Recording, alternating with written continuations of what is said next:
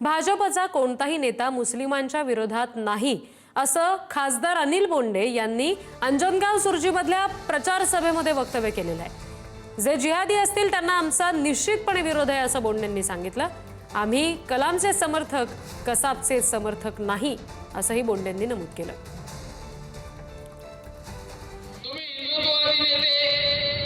तुम्ही मुस्लिमांच्या विरोधात बोलता आणि दर्यापूरमध्ये तर मुस्लिम उमेदवार आहेत। एका बाजूला नावेद नावाचा इंजिनियर आणि एका बाजूला खंडारे नावाची बाई। मी निक्षून सांगितलं भारतीय जनता पक्षाचा कोणी माणूस